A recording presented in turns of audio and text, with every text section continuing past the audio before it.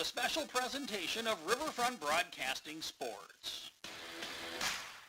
It's time for Pierre Governor Sports on KCCR and on YouTube at KCCR Sports. Pierre Governor Athletics are brought to you by Avera St. Mary's Hospital, Zander Auto Parts, Bank West, All Around Graphics, Weatherall Roofing, Faith Lutheran Church, and Billion Financial. Jost trying to get one forward for Davis. Davis in the shot, and that one goes through. How about that for offense? Avery Davis scores, and it's 1-0 for Pierre. And also brought to you by the Clubhouse Inn and Suites, Birding Electric, Slumberland Furniture, Kruger Contracting, B&B Equipment, Bridget M Photography, Edward Jones Financial, Dakota Sprinkler, and Sioux Nation. Empty backfield again. Keenels right up the middle on the design run. All the way through. Keenels, 25, 20, 50, 10, 5. Touchdown, 50-yard run for Keenels. 2 minutes to go, and the Governor strikes first here this evening. Your Governor Athletics is also brought to you by First Dakota National Bank, Gales Gas, Service Master, Gateway Ford, Lincoln, and Toyota, Purist Foods, Kathy Sunshine Properties, All Pro Towing, and Pure Dental Clinic. Cross comes in, a shot, the goal scored right over to Ryland Derry. What a pass from Cole Peterson, and Ryland Derry is there just to get the foot on it and redirect it into the goal. The Govs lead it. Governor's Athletics is also brought to you by Olson Plumbing, Leon Motor, Midwest Cooperative, May Adam Law Firm, Oahe Federal Credit Union, the Association of Weed and Pest, and Fisher Round. For the Governors, for the 4th straight year, are the Class 11 AA state champions. They beat the Brookings Bobcats 38-6 here in the Dakota Dome. Pierre Governor Athletics is also brought to you by Shane's Pharmacy, Todd's Electric, Wagner Auto, First United Methodist Church, East Pierre Landscape and Garden Center, Country Carpet and Flooring, and Black Hills Federal Credit Union. And now, with the call of today's game, here's award-winning KCCR Sports Director, John Winkler. And a good morning still to you as we welcome you here to Aberdeen in a much-anticipated doubleheader between the Pierre Governors and the Aberdeen Central Golden Eagles. All 4 teams playing today are very, very good and have been good to start the season. And the Pierre Governors are looking to walk away with 2 wins here this afternoon and into this evening as the Aberdeen Central Golden Eagles trying to defend their home turf as they will play here at Swisher Field at the football field. And these 2 teams, they met last year with Aberdeen with the sweep of the doubleheader. However, coming into this contest, the Governors are coming in at 3-1 so far on the season. The lone loss to Spearfish, although Aberdeen Central, they beat Spearfish 2-1 to open up the year. Their one loss right now is to Sioux Falls Jefferson. They lost 2-1. They beat Brookings 2-0 a week ago today, last Saturday. And here today they will play, and the kickoff is scheduled for 12 o'clock right here at Swisher Field and right here on KCCR and on YouTube at KCCR Sports. John Wickler here on this Saturday afternoon. We look at the standings right now as well. The Pierre Governor boys team, according to seed points, dropped back to 9th place after jumping up to 3rd a couple of days ago. They're at number 9 right now. However, Aberdeen Central at number 5, both at 3-1. There's just one undefeated team left in boys soccer, and that is Sioux Falls Jefferson. The Yankton boys are 3-0-1, but the Sioux Falls Jefferson team is at 4-0 as they've won all 4 of their games. How about that for a start of your school? You win all 4 games that you have played so far, and this is the top of the standings for Class AA. Pierre coming in, 20 goals scored in 4 games, averaging 5 goals per game, and it's also a lot to do with Cole Peterson, who scored 10 goals in 4 games so far. He's got a hat trick. He scored 4 goals on Thursday against Sturgis. As a fantastic 7 goals in those 2 games. He's had to sprinkle in another 3 in the other 2 games so far. It has been a very good start for Cole Peterson, good start for Ryland Derry as well up front, and this Governor offense has been very, very good all season so far. We will step aside for 3 minutes. We will come back with more of the pregame show. You listen to Pierre Governor Soccer here on KCCR and on YouTube at KCCR Sports. Insurance. We all need it to protect our homes, health, businesses, and belongings. But having adequate coverage is just the beginning. You also need the support of professionals who stand by your side to protect what's important to you. Fisher Rounds & Associates combines the coverage you want with the commitment you need. Fisher Rounds & Associates. At your service, at your side. With offices in Pierre, Mitchell, Watertown, Sioux Falls, and Rapid City. BankWest Insurance has the expertise and resources to deliver personalized service and customized solutions. As an independent agency, we shop dozens of companies to get you the best coverage at the best price. As your trusted choice for insurance coverage, we promise to go the extra mile so you can rest assured your loved ones and your assets are protected. Contact your local agent to put BankWest Insurance to work for you. Not a deposit, not FDIC insured, not insured by any federal agency, not guaranteed by any bank, may go down in value, equal opportunity provider. All Pro Towing and Repair offers 24/7 light, medium, and heavy towing, jump starts, lockouts, roadside assistance, and recovery. The All Pro Towing and Repair team of professionals offers prompt, courteous, and top-notch services to Central South Dakota. If you find yourself in need of a tow, jump, or lockout, contact All Pro Towing and Repair, 605-669-2075. That's 605-669-2075. Pictures are memories we want to last forever. For those special times, call Bridget M Photography, a unique boutique photography studio offering family portraits, children, seniors, and even your pets. They're available for weddings, commercial events, and sports photography. Stop in and visit their studio in Pierre or look over their website at bridgetmphoto.com. Pictures and memories that will last forever. From Bridget M Photography in Pierre. Building a home. It's the biggest investment most of us make in a lifetime. Not to mention it's a decision that, well, you pretty much live with day and night. The quality of the workmanship stares back at you like a reflection. It also affects the value of your investment. Choosing the right contractor is critical. Kruger Contracting is that contractor. Call 222-2523. Quality workmanship and materials completed on time. Kruger Contracting. In a word, quality. Call 222-2523. Sioux Nation in Fort Pierre is a proud supporter of area athletes and their fans. Sioux Nation of Fort Pierre knows it takes hard work to achieve success in sports and the support of great people. That's why Sioux Nation of Fort Pierre is the place for all of your feed, seed, animal health, and grilling needs. They work hard for the community and are thankful for the support of their great customers. Visit Sioux Nation in Fort Pierre, 504 Deadwood Street. Sioux Nation supports area athletes. As we welcome you back here to Aberdeen Swisher Field as we are getting set for our first game of a doubleheader here between the Pierre Governors and the Aberdeen Central Golden Eagles. John Winkler here on this Saturday morning, getting close to kickoff, about maybe 12 minutes away. They'll do some introductions of starting lineups as well as the national anthem before we get kicked off here this afternoon. But the Governors are looking for their fourth win of the season. They're 3-1 coming in. Their lone loss to Spearfish. They have scored 20 goals in 4 games, averaging 5 goals a game. That's hard to beat any team.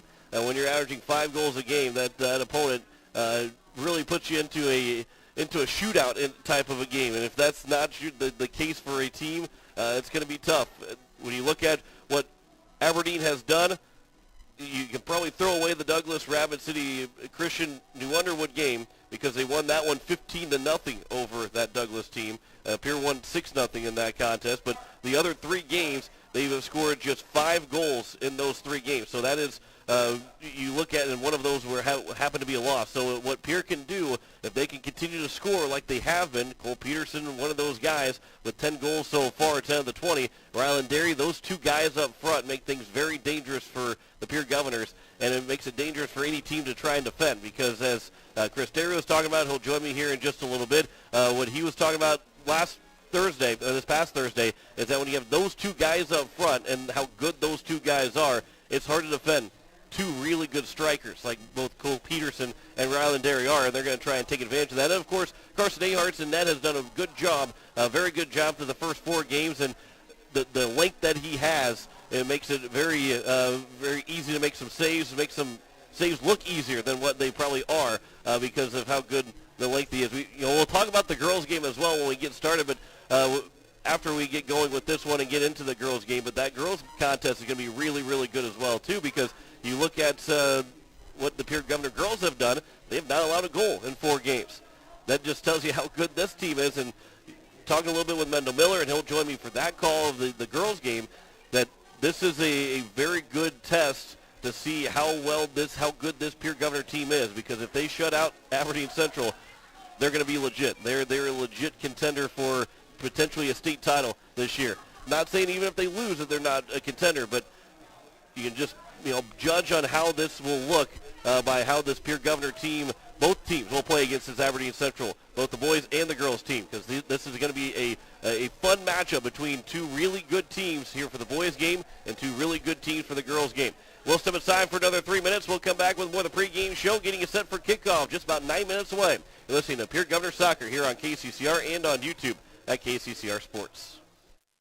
Looking for your next new or used car, truck, or SUV? Then go no further than the comfort of your own home. Shop online at lambmotor.com. On lambmotor.com, you'll find the vehicles Lambs has in stock. You can schedule a test drive or your vehicle's next tune-up, all online. New or used, shop for it all, online, anywhere you are. Lamb Motor has the right vehicle for you.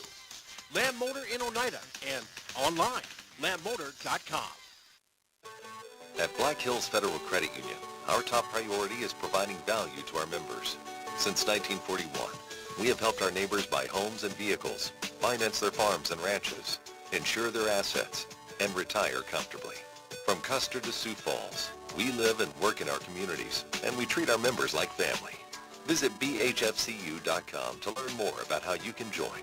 BHFCU is member-owned, not-for-profit, and federally insured by NCUA.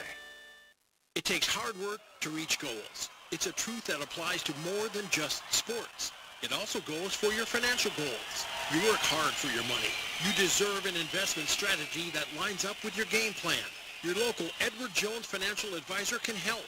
If your investments aren't getting you closer to the win, visit edwardjones.com or stop by your local Pierre area Edward Jones office for financial review.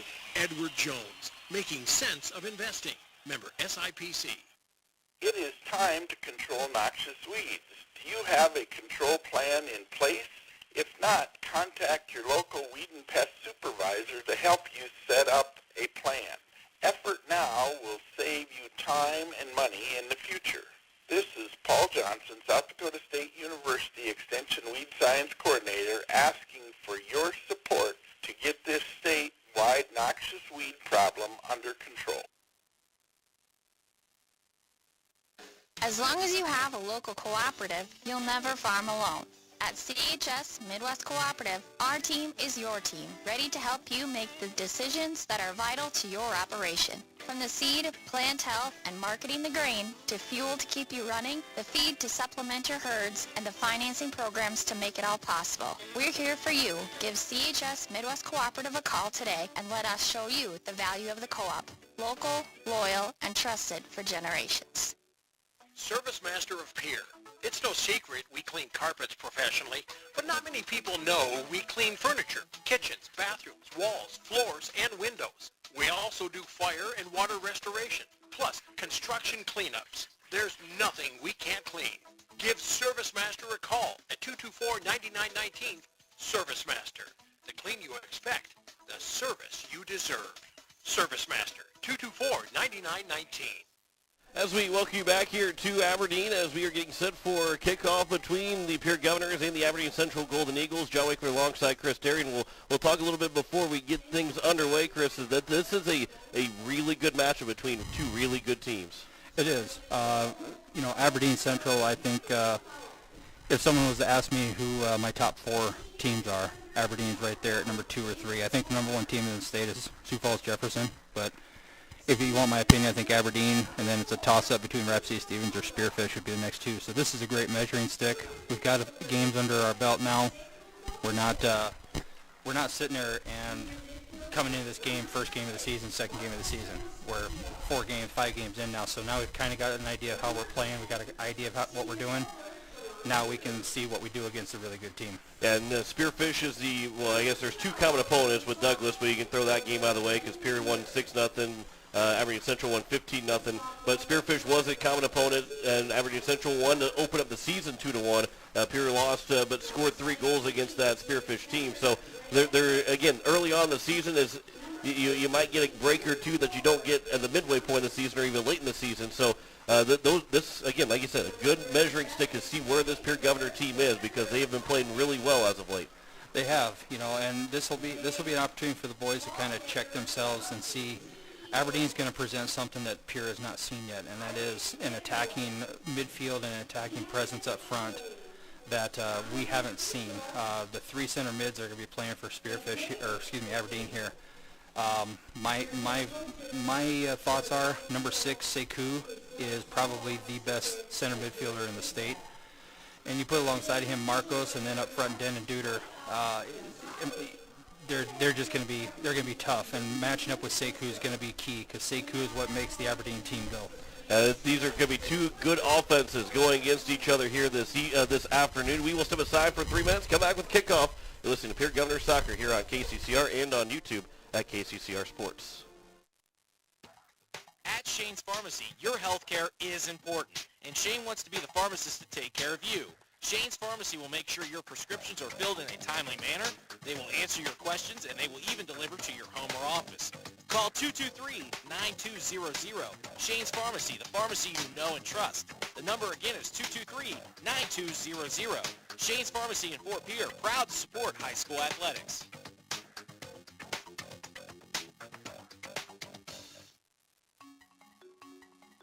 Let Country Carpet and Flooring help you update your home or office with the latest fashion trends.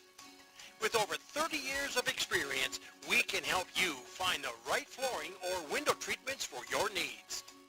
Stop down to 414 East Sioux Avenue or call for an appointment at 224-9297 for your free consultation and estimate. Go Govs! As you give the lawn one final pass, enjoy that crisp fall air on your moist, furrowed brow before you throw yourself onto a monstrous pile of leaves and join First Dakota to bank some noise for fall sports. Shriek for 4 rattling spikes, whoop at game-saving stops, and gasp in awe at high-flying stunts.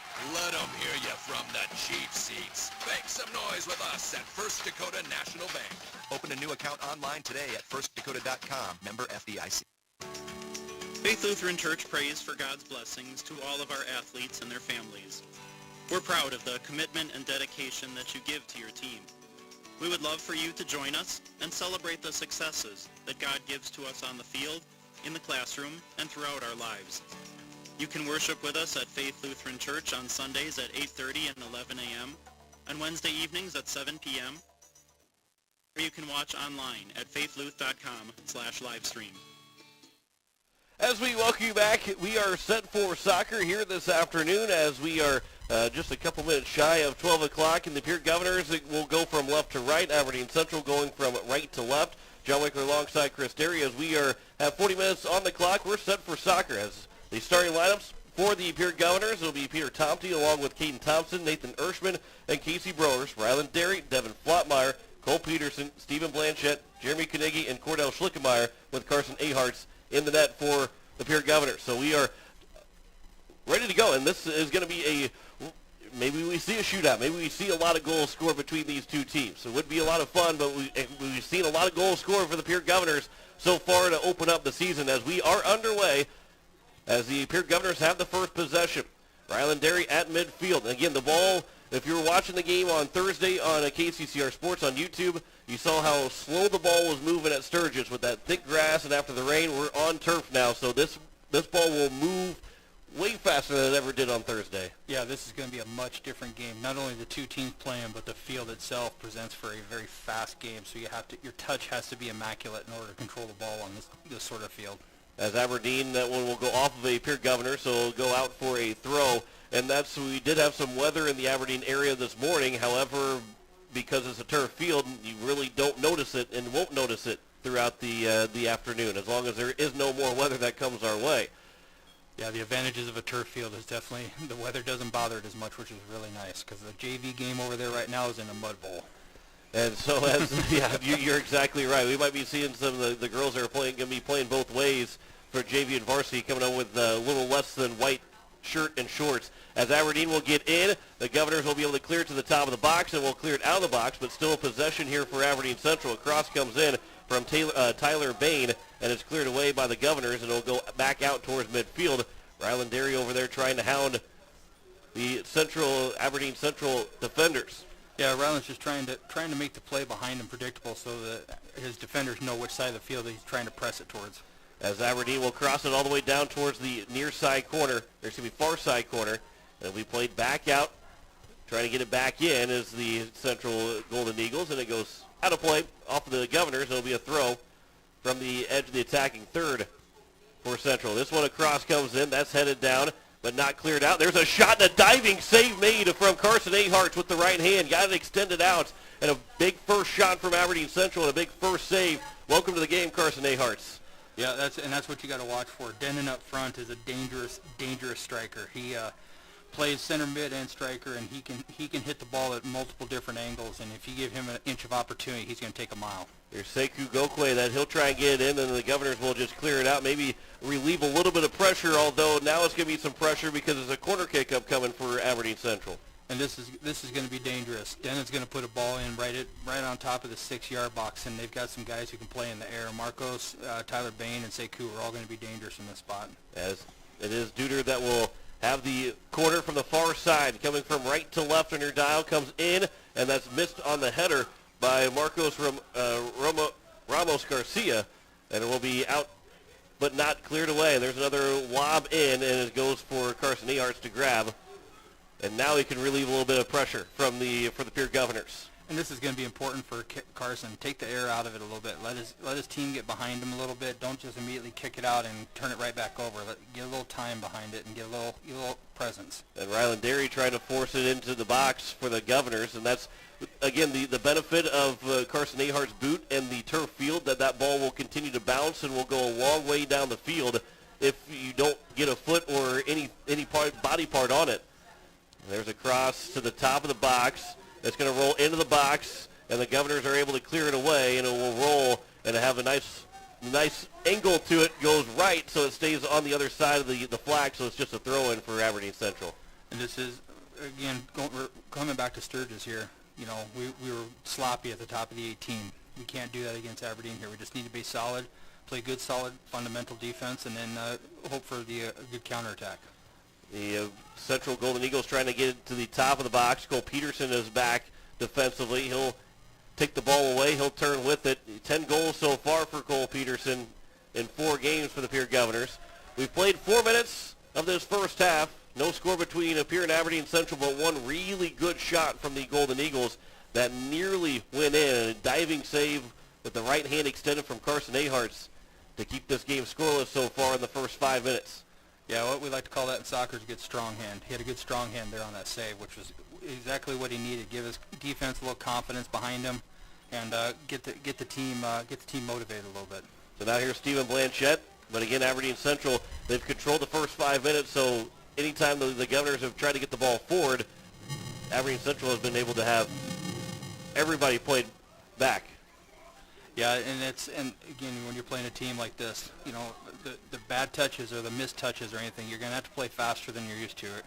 Sturgis gave us a lot of time to dribble the ball. Aberdeen Central is not going to do that. Comes to the edge of the box, and it is in the near side corner, and Aberdeen Central is going to try and play it back towards inside the box, and the Governors are back defensively again, and it will go out of play as Peter Tomty was there to knock it away for the Governors. So it'll be another throw here for Aberdeen Central. They've been close around the sidelines to maybe get a corner, but just one corner so far from the Golden Eagles.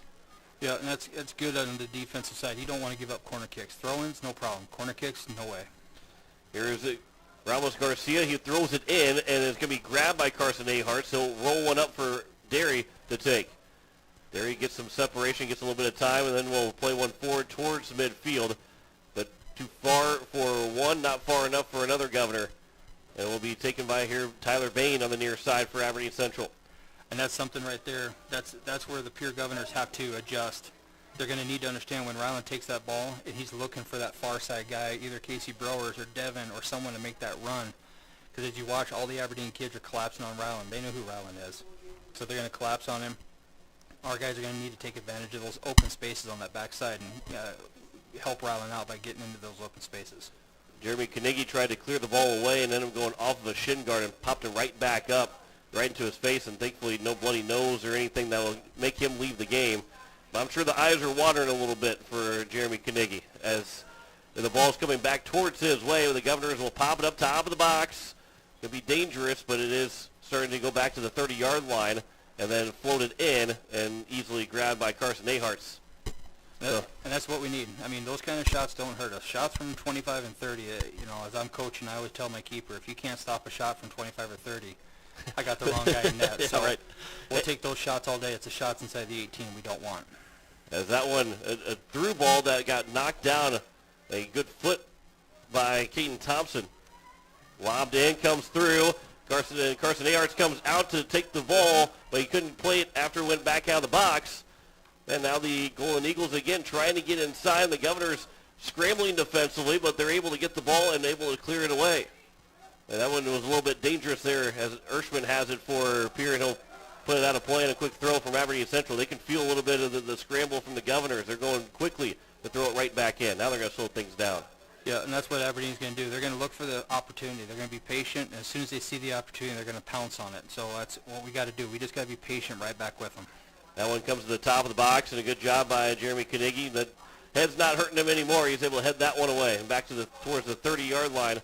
Again, we're playing at Swisher Field on the football field for Aberdeen Central.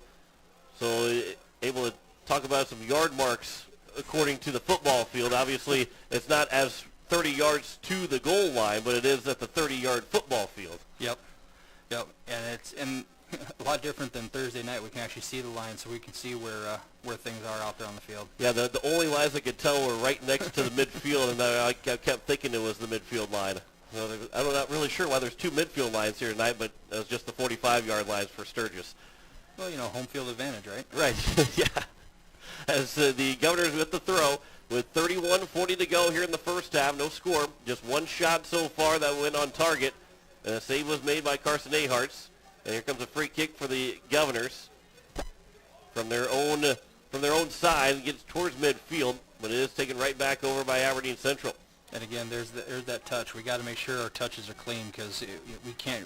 Those are easy plays. We just need to capitalize on them. Coming in, a shot and a goal scored for Aberdeen Central, as it's going to be Jelani Peters that got all the way in, beat Ershman on the near side, and then found a short side shot on Carson Aharts to make it 1-0 with 31:14 to go here in the first half. And that all started back there with that bad touch, and then they just capitalized on it. And that's what we got to do. We just clean up in the middle there, and then on defense, we got to delay them. Do everything we can to delay them, get in between the ball and the player. So it is 1-0 now here for Aberdeen Central as they will take that first goal of the contest about 9 minutes in as we resume play. All the way back to Carnegie, and he'll get one all the way forward, but headed down by Aberdeen Central, trying to get maybe Aberdeen Central defense sleeping a little bit and catch Derry behind the defense. Obviously onside, but behind the defense. Yep, Ryland's going to try to find those little pockets, and if we can get the ball to him, that'll be great. But we're going to have to do a better job of creating those opportunities for our team to get forward. Yeah, so far it's been all Aberdeen Central offensively to open up this contest, as that one rolled all the way down for a goal kick. So Carson Aharts slowing things down for the Governors. Again, just one shot. All you need is just one shot to tie the game up. Nothing you need to really start getting more pressure or trying to maybe extend this game, move the defense up a little bit. Yeah, I mean, there's a lot of time left. I mean, there's still 30 minutes in this half and 40 minutes in the second half. You just need to be patient. Stick to the game plan, figure out a way to slow down this attack that Aberdeen's giving you, and figure out a way to find the pockets of space to get in and get yourself an opportunity. From the far side, Aberdeen Central lobbing it into the box, up, and Aharts tips it up in the air over the top of Peters, so he's able then to grab it. A quick throw for Ryland Derry. Those turned over. Back to Ershman, though, for Pierre. And now a foul committed, and it will be a foul on Aberdeen Central on Jelani Peters. And the first foul committed by the Golden Eagles. And see, here's an opportunity right here. If it's me, if they're playing a high line like that, Cole and Ryland can push up if they want to, and take advantage of that and get maybe a quick shot on goal on them. There's a pass all the way across. It goes off the Governors, and it will be for a throw for Aberdeen Central. Looking for maybe Casey Browers. That far side there, Casey was 1v1 over there, and that's in my world when I'm coaching my kids, I always tell my strikers 1v1 is a striker's delight. So you like seeing those 1v1 opportunities. Here is Bain here on the near side as a working towards midfield again, trying to get that through ball. It went off of one of the Governor players, off of Thompson. Then a battle, and it goes out of play. Jeremy Carnegie was the last one to touch it, going against Denon Duder. And the throw was an illegal throw. Yeah, I don't see those called very often. And in the Sturgis game, I saw probably 7 or 8 of those that weren't called, so it's kind of interesting to see it called here. Yeah, Peters was the one, I'm assuming didn't take the ball over the top, far enough over the top of his head to get the throw in. Yeah, in basketball you call that a push pass. We had our first subs of the game as the Governors made a quick substitution. Ershman will find his way to the bench, and now Aberdeen Central with a quick counter back to the edge of the box on the near side. One move around, trying to get around Caden Thompson. There's a shot that will roll. A save made by Aharson. Aberdeen Central had 2 guys right in front of Aharson. A really good job to control that rebound and grab it to eliminate the pressure. And if you watch what Aberdeen's doing right now, you see that every time the ball's over here, when it's over here, they're looking for 2 guys on the backside. They're trying to create what we call an overload. So they're trying to overload that backside by drawing guys this way and then sneaking in on the backside, and that's why you saw the 2 guys end up there. So a throw here for the Golden Eagles from the far side. That cross comes in off the elbow of Thompson. And then at the top of the box, there's a high shot that will go through the football goalpost, and it goes out of play. Not a bad idea. Just, like I said, that was far enough out there. We'll take those. We just got to keep them outside of the 18-yard box. 27-20 left to go here in the first half. Gambo Solis will check in for Aberdeen Central. Cole Peterson's been on the near side, or is on the near side here, but Aberdeen Central has done a really good job of taking him away. We haven't really said his name very much in this first half. Yeah, they started him off back at a defensive center mid to try to help out with our, defense back there and what we need. It's been now they put him out on the wing, see if we can get advantage of maybe him sneaking up the wing there and doing something. Here comes in, and it's going to be offside on Aberdeen Central. Otherwise, there was going to be a goal scored. That one took the spin that it had when it took the hop, went right past Cordell Schlickenmeyer, and it went for Marcos Ramos Garcia, but he was offside, thankfully, because it's still a 1-0 game. Otherwise, Aberdeen Central had just made it 2-0. Yeah, we got lucky there. I thought he was onside, honestly, but he called him offside, so advantage for us. So we'll take those when we get them. Let's see. The referee threw the flag up right away after Schlickenmeyer missed the ball. As Governors trying to get possession. Now Cole Peterson will try and have it near midfield. Peterson trying to battle, and he will win the battle to keep possession of the ball. From the far side, Peterson moving the defenders back. Peterson trying to go 1-on-2, end up losing the ball eventually, but that's as far as the Governors have been able to get the ball offensively, all the way down past near towards the top of the box. Yep, and that's, it was good. We need to work together, though. That 1v2, they're going to collapse him there, and Ryland needed to help. Ryland needed to, or Stephen Blanchett needed to help him out and give him an opportunity to give an outlet pass to get himself out of that 1v2. Here's a touch from Peterson to Derry. Now Derry almost had that lob pass for Peterson, but it got taken away from behind. And the Governors would have had their potential of a first shot, but a good defensive play from Aberdeen Central. As now the Golden Eagles back at midfield have possession, moving from right to left on your radio dial, and also on your screen on YouTube at KCCR Sports. There's a lob pass. Trying to get one through over on the far side. Into the box, to the corner, back to the top. And the shot that gets blocked down. And then lobbed in, and an easy grab there from Ahart's, not tempting the goal. Right, and now we just need to slow it down. Let's get guys out of the way and out of the back and get a little space out there. 5-1. They're saying, or excuse me, 5-0 in shots right now for Aberdeen Central. 24:30 to play here in the first half, and a 1-0 lead for Aberdeen Central. So although Aberdeen has controlled this game, and now here's a long run and an opportunity for Aberdeen Central coming in, trying to get a shot away. They get the shot and they get the goal scored, as it will be Denon Duder to get the second goal of the game here for Aberdeen Central. And that was a well-placed through ball. Denon got the defender on his back and just did everything he could to make sure the defender stayed on his back on that run. So, you know, hats off to them. Now we just need to figure out what can we do here to slow this down. What can we do to take advantage of our, you know, coming into this game, I honestly thought we weren't going to get very many opportunities. We just need to capitalize on the ones we do get. So we need to create a few opportunities and take advantage of them like we did against Sturgis, what, 6 for 10? Yeah, I mean, at the point when, before Peterson made it 7-2, it was, 6 shots, or 6 goals on 10 shots. That was a pretty good percentage. So if the Governors can do something like that again today, they're still not out of this game at all, even if they get a whole lot of chances as well. With 24 minutes left to go in the first half, this is the team that averaging 5 goals per game. The Governors will have a free kick from near midfield inside the circle, but you're averaging 5 goals a game, so even down 2-0, you don't feel like you're out of it.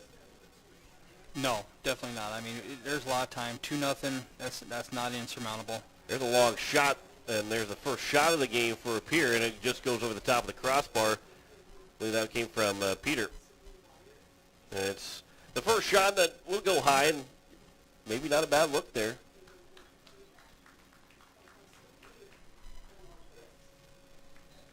The Governors, again, trailing 2-0 in this first half. Yeah, and there's, you know, now Aberdeen's just going to try to draw us up a little bit, try to create their gaps that they need. Look out wide. As soon as they do that, here comes the 2 runners in the middle for them, and if it's not there, we'll just back it back and go to the middle again. Here comes the Sekou probably. Nope. And Jelani Peters still has it, trying to go 1-on-2. And the pass will be a touch right back to Peters, and Peters will get to the top of the box, trying to get one more pass attempt, and the Governors were able to collapse defensively, and Schlickenmeyer will clear the zone, and it will stay with Aberdeen Central on a quick throw. Good job there by the defense collapsing down on them. Lucky, you know, there was a beautiful touch there from Jelani to Ramirez and then back, and you know, again, we just need to be safe, be consistent, you know, help each other out back there on defense, as you know, as I know these boys know how to do. So here comes a corner opportunity for Aberdeen Central from the far side. The big moment here for Pierre, down 2-0 with 22 minutes to play in the first half, and a big opportunity for a corner kick. Comes in, Aharts is able to knock it away, and it'll go back outside the box, but still on the far side, and still an opportunity for Aberdeen Central. Coming right back in. The Golden Eagles missed the shot attempt because the Governors were able to again collapse defensively, and now we'll clear it out, but not completely out of play. It'll roll towards the sideline, and Aberdeen Central have to play it all the way back towards midfield. One thing we do need to clean up back there, we keep diving at their feet, and with Denon and Jelani and Ramirez and Sekou and them, you just can't dive at their feet, because if you dive at their feet, they're going to go around, dance around you. And that's one thing we've seen so far is the Governors are coming in full bore, you know, as we like to say, ears are pinned back trying to get out there. And we just need to come in, be under control as you're coming in, get your feet under you, get your base under you, and shut down those cutbacks that they keep doing. Jelani keeps doing it, Denon, you know, all of them. So now here is Aberdeen Central with another throw upcoming, as it is still a 2-0 lead here for Pierre in the first half. For Aberdeen Central over Pierre in the first half with 21 minutes to play. Back out towards the top of the box. It's played out again by Pierre. And now Ryland Derry. Derry will get a run on the far side. And right here's where Ryland just needs to hold up. And end up turning it over, although it looks like Aberdeen Central will end up getting called for a foul, and it will allow a free kick here for Pierre. Good play from Ryland Derry and to force a foul. Yeah, Aberdeen Central guy, instead of playing the ball, played Ryland. It was obstruction and indirect free kick. Now, here's a good opportunity. We got, like I said, those few opportunities we get. This needs to be a good ball into the box, and we need to take advantage of it. So here is now Derry to lob it in to the top of the box. It is missed by the Governors, and it'll roll all the way out for a goal kick, and a missed chance there for Pierre.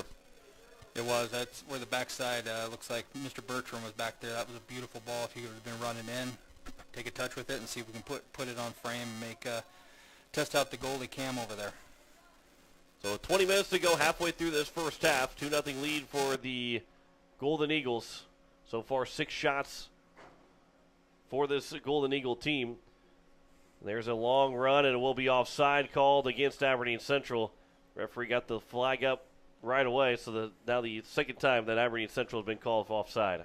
Yeah, and that's the same run Denton made when he just scored. And I thought the last time he was offsides with it. This time he got called with it. So we just need, if we're going to hold our line, we need to hold it. Don't run with him and make it a difficult call. Make it an easy call by holding your line and let the referee see how far offsides he is. Derry will pass it back in the Governors' side of the field. Goes back across, and now here the Governors will see if maybe they can get some offense moving. Goes off the referee as he became part of the play. And then a good header by Caden Thompson to keep Aberdeen Central from trying to get a break. Yep, good job, Caden. And, just be solid. We don't need to do anything fancy out here. Just be solid. So another throw up coming here for Aberdeen Central as Cole Peterson, he will check in. He's wearing a face mask now, a nose shield this time, after getting hit Thursday. I don't believe he had the broken nose, but I think it's precautionary more than anything. He just doesn't want to get hit there again. Doctor probably said, better safe than sorry. Can't argue that point. And here's an opportunity that we're talking about. Here's Ryland Derry in his pass. That one got blocked up. That one went from Zizrum Munga, and it will go out. And it will be a throw here for Pierre again at midfield. Trying to get that offense moving here. 18-18 to play in this first half. A throw to lead one forward. Looking for Peter Tomte, but unable to get to him. And Aberdeen Central will take it back over from their own end and back out to the near side at midfield, where Caden Thompson is there for Pierre. His pass for Derry. Tried to let that one roll past him to try and avoid a defender. And Aberdeen Central, again, trying to get those balls through, and they've been able to on a couple of...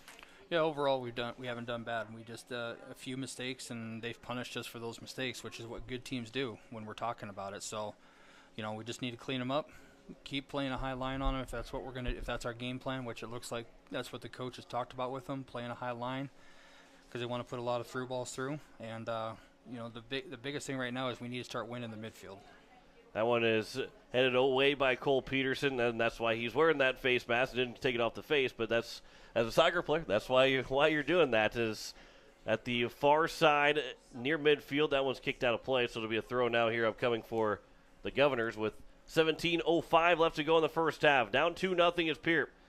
Again, a team that's averaging 5 goals a game, definitely not out of a 2-0 deficit, although you don't want this deficit to continue to mount, as now Peters, a pass in for Garcia. He'll walk it in. It goes up, and Garcia will head it to the far post, and then will go wide and just missing. That one went off the defender for Pierre and then popped right back up for Garcia to have an opportunity to try and head it in, and that one just went about a couple of feet wide of the far post. Yeah, they're attacking everything, and that's Coach Cogley, who's no longer here, and now Lance Moore, who's leading this group. That's what they're big on. We're going to attack every single ball. We're going to win every 50-50 ball. We're going to win every second ball. Anything we can do, we want the ball at our feet to control the tempo and the pace of the game. So here the Golden Eagles again. That ball trying to get through and knocked away again defensively by Pierre. There's a push, but allow the play to continue. Aberdeen Central with the Jordan Greben. His pass, that one got blocked from from Peter Tomte. Now a pass comes in, and it will be onside. Peters missed it. Thankfully, one of the Governors missed it. I think Thompson missed it. Back to the top of the box. There's a shot that goes all the way through, and it goes in. Carson Aharts I don't think saw it cleanly, and it is going to be Duder another goal to make it 3-0 with 15:43 to go in the first half. Yep, and that's another volley. That's the second volley that Denon has tried, and he's got the second one. The first one was on frame, and we got it saved. This one we just didn't. And coming through all those people, I'm sure it's not hard to think. I'm sure Carson thought it was going to hit somebody, and all of a sudden there it is. And by that time he's leaning one way, and it's hard to go back against your momentum. So it's now a 3-0 advantage for Aberdeen Central here in the first half. 15:43 to play, and this is the biggest deficit that Pierre is going to try and overcome, and against a really good team against Aberdeen Central. Again, not out of it by any stretch of the imagination, because this team can score at will, but they've got to get the opportunities, and they haven't had those chances yet. Just one shot so far for Pierre. Here's Cole Peterson as he gets over for Ryland Derry. And now Peterson at midfield. He'll try and get one through for Peterson. Just couldn't quite get it through a couple of Aberdeen Central players. And now the Golden Eagles again will throw it across midfield and try and get it down to the near sideline. But it's grabbed by Thompson. Now to Derry. And Ryland Derry has it near midfield. And that right there, that's where the teamwork part comes in. We got to work off of the ball with each other.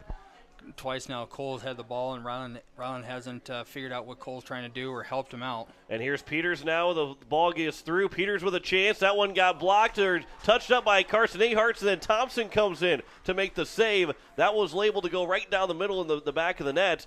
And Carson Aharts got a piece of it to allow Thompson to come back and get it out of play for now a corner for the Golden Eagles. Great job on Caden. Initially I thought it was a mistake by Caden, but you know what? You make a mistake, make up for it, and he did. He got right back there in the net, saved the ball. Carson did what he's supposed to do and came out and made the shot hard. So now here's another corner, the third one of the afternoon for Aberdeen Central. That rolled off of a couple players, rolls all the way down to the end line, but it does not go out. A cross comes back in, played by the Governors, but not out of the box. This was a high shot up in the air, and Carson Aharts with that long frame will jump up and grab it. No chance for Aberdeen Central. Yeah, that's a good job. That's what you need. Carson needs to take control of the box. Anything that's a flighted ball like that needs to be his. It should not even be contested by anybody. So now here is Aberdeen Central again to try and throw the ball in, but it's taken by the Governors and down 3-0. Let's see if Pierre can maybe get one here before the end of the half. Ryland Derry knocks down a man, gets back, still has possession. Plays it back here for the Governors. A pass nearly got Thompson when he was moving backwards, was going in front of him. And now Aberdeen Central will take over.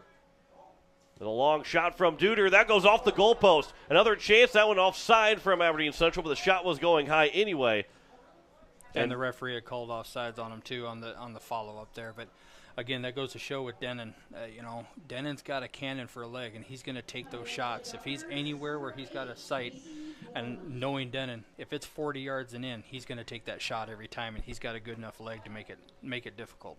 That was a rocket, and I mean, as quickly as that went off of Duder's foot, it went right back off the near side post. He was trying to go the far side from his look at it, but boy, that was a cannon coming off of his foot. Yep, and that's what the Governors need to be paying attention to. We just got to make sure we're understanding. These guys are going to take shots from everywhere. We have to step to them and not give them those free openings. And on same with Carson Aharts, Carson has to understand they're going to be taking shots. I always have to be on my toes and be in my ready stance, ready to go. The Governors have it near the top of their own box in the defending third. A pass for the Governors, and now a long run up coming from Peterson. His pass over to Caden Morris, but that one, another pass from Morris, his touch missed. And it's now Aberdeen Central with 12 minutes to go here in the first half, leading 3-0. To the near side, that's Peters. Jelani Peters laying one to the top of the box, but then cleared high and out from the Governors, went all the way in the stands. Making sure that ball got out of here. Yep. Clearing the area. Tyler Bain will throw it in after a couple of subs. We'll check in. Duder will take a seat along with Sekou Gokwe. To the very dangerous players from Aberdeen Central are on the bench right now in probably the last 11:30 of the first half. They might get back in, but knowing Lance, my guess is they're probably he's probably sitting them down. We got a good control of this game right now. Let's get some rest and be ready to go the second half. So my guess is we probably won't see them till the second half. That one came all the way through into the box, but an easy grab from Aharts. And he'll put the boot to it out towards midfield, but headed right back to the attacking third for Aberdeen Central. That header all the way to the edge of the box. And a foul. Nope, from the JV game, that whistle, I heard that whistle came all the way through. I thought maybe that was going to be the whistle for a foul, and it happened the perfect time to make me feel like that was from the referee, but that's all the way across the way from the JV field, as it will be a goal kick now here for Carson Aharts. Something must have happened over there because that was a hard whistle. So usually in referee talk, when you hear a hard whistle like that, it's usually a serious foul of some sort. Right. Every once in a while, and especially when we're at the Pilk Fields, those are sometimes hard to differentiate on who's actually making that call, if it's the JV side or the varsity side. As Ershman will keep it in front of Bain, but then Ershman will end up losing it as it goes out of play, and will go for a throw. Ershman took a tumble, and now Bain will throw it in. Bain on the throw to the edge of the box. Moving in is Ramos Garcia, and then Garcia lost the ball behind him, gave up on the play, and it was allowed for the Governors to play it. Ershman will play it over now for Derry, trying to control it off the chest. And then Derry tried to pass it back, went off of a Governor player, still loose, and it's back for Ramos Garcia.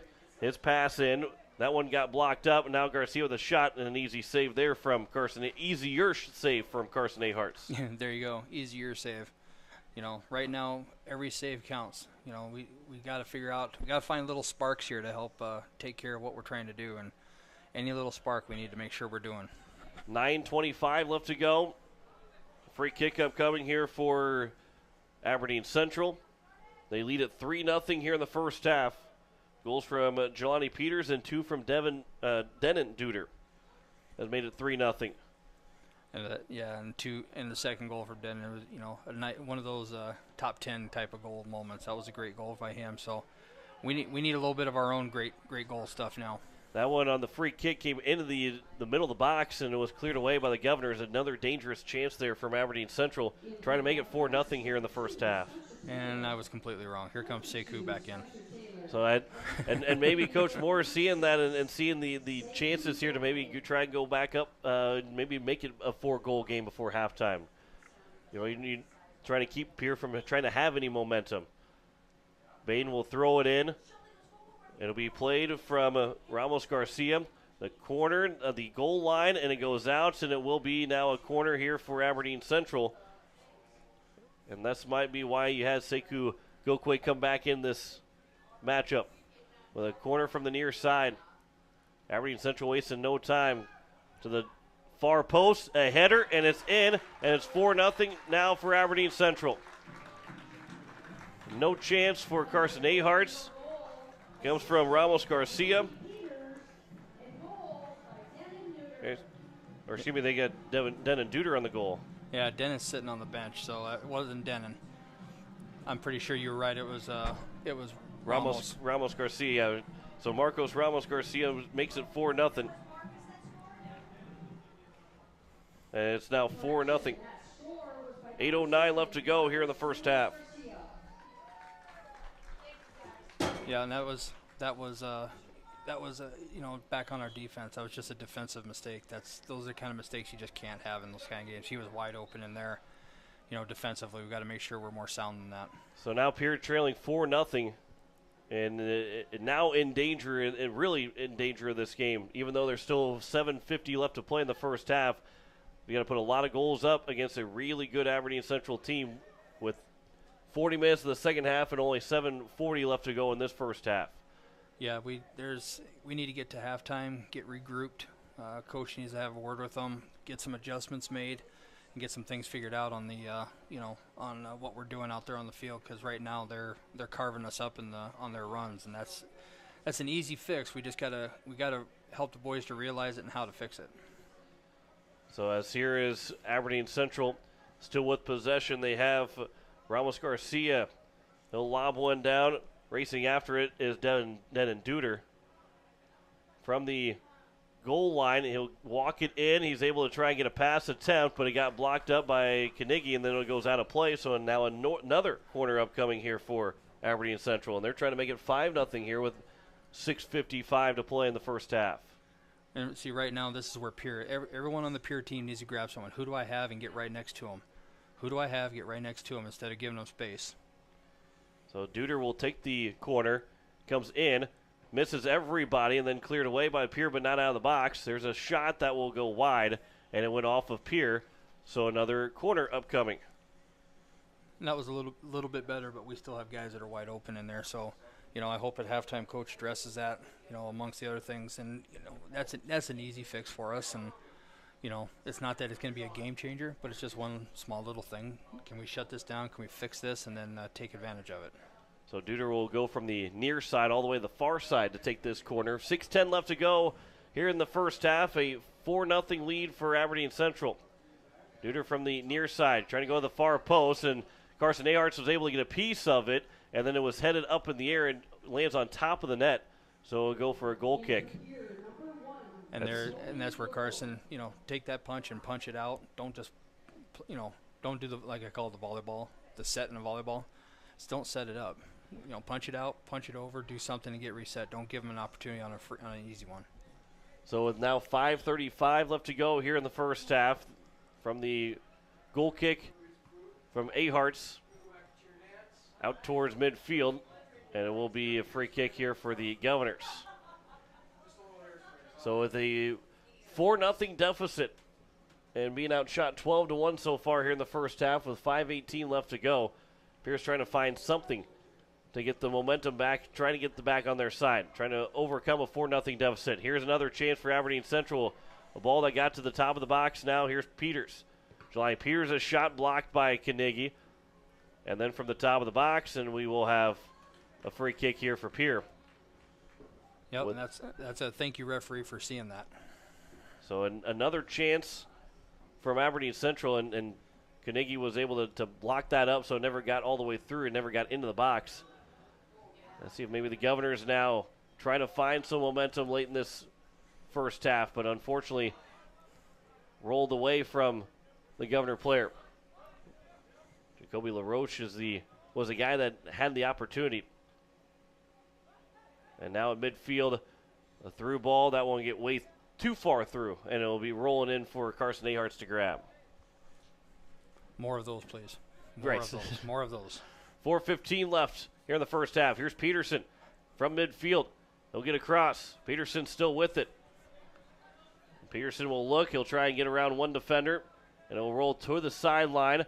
Peterson trying to roll away from it from Bain. It'll be played back now for Peter. And Cole right there needs to use his team. He's got guys that are standing there open. He doesn't need to try to do it all himself. I know he feels like he should, as I'm sure a few of them do out there. But you got to just because it's a 4-0 game doesn't mean you stop playing. Using your team, working off of each other and working hard for each other. So here's Peters. He did a good job of running that all the way down to the end line and the goal line before he was able to stop it before it went out of play. And now the Golden Eagles with 3.5 left to go in the first half. That one roll in, and a ball that was rolling towards the goal, but it's grabbed by Carson Aharts on a pass attempt. And Aberdeen Central, again, not relenting here, up 4-0, trying to maybe add another goal before we get to the end of this first half. Yep, exactly. I mean, they're not going to take the foot off the gas. They're gonna try to get what they can, and I don't know where Carson's at for saves with that last one right there, but I'm going to guess by the end of this game he's going to have as many saves as he's had the entire season in this one game.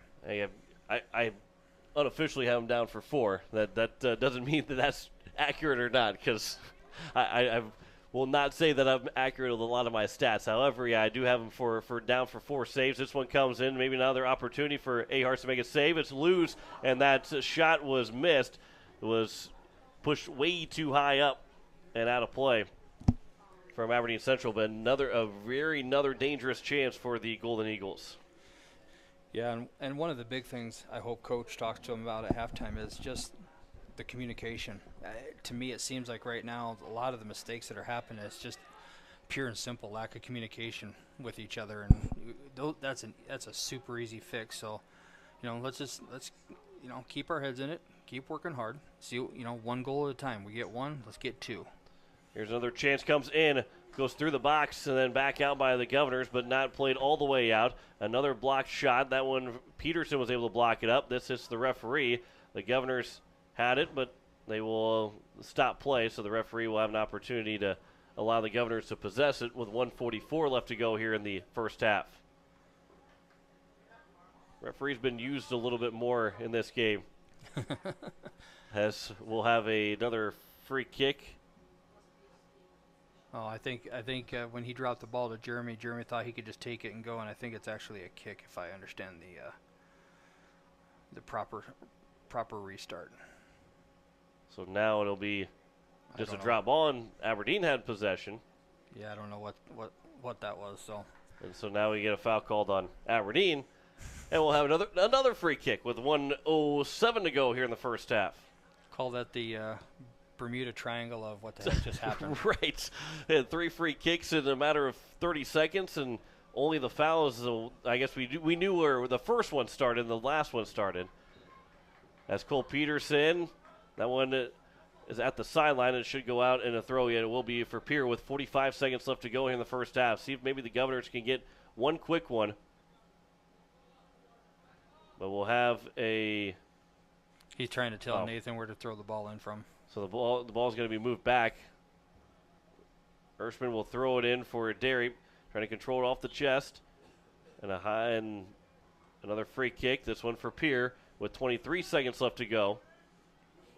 Well, we've had a lot of free kicks and a lot of small whistles. With only 15 seconds left to go. See if the Governors can get one quick strike here. They need to play with a little more urgency here, guys. Come on. Here's Peterson with the one last opportunity. That one will go towards the box, rolls in, and the goalie will grab it, and that will end the first half. So a 4-0 lead for Aberdeen Central after the first half, out shooting the Governors 13-1 in that first period. And it's 4 goals, 2 from Denon Duder, Jelani Peters, and Marcus Romas Garcia has the 4 goals for Aberdeen Central as they lead at 4-0. Back in 3 minutes, you're listening to Pierre Governor Soccer here on KCCR and on YouTube at KCCR Sports.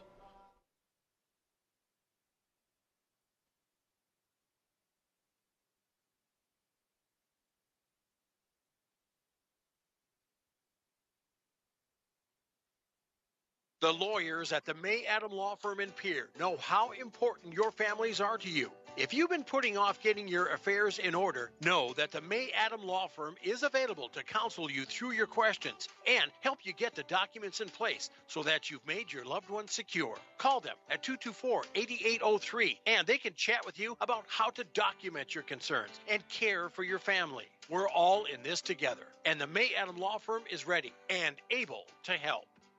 The frigid air of winter and the blistering heat of summer can really put a dent in your pocketbook. The gang at Weatherall Roofing and Insulation in Pierre say, just foam it. Saving money on your energy bills is what it's all about with Weatherall Roofing and Insulation. Let Weatherall Roofing and Insulation help you save money with their custom spray foam or blow-in fiberglass insulation. Call 224-7982 for a free estimate. And remember, just foam it. Confidence, professional care, experience, and diverse care for all ages are what you should be looking for in dental care. And that's exactly what you'll receive from Dr. Monty Bechtold and Dr. Murray Thompson at Pierre Dental Clinic. You can expect friendly, caring staff who are concerned about your dental health and offer you complete confidence with routine checkups, early morning appointments, emergency treatment, and the latest in dental technology. Local dental treatment, all at Pierre Dental Clinic. Call 224-5355 or stop by their office at 640 East Sioux Avenue in Pierre. Gateway Ford Lincoln Toyota in Pierre still wants your trade or your spare vehicle, and we're willing to give you top dollar.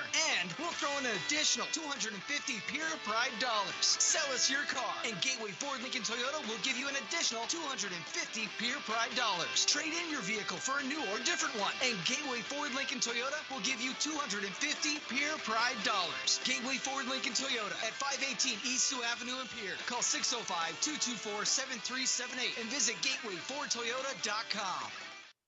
At Purus, we play to win, which led to being named the most innovative food company of 2021.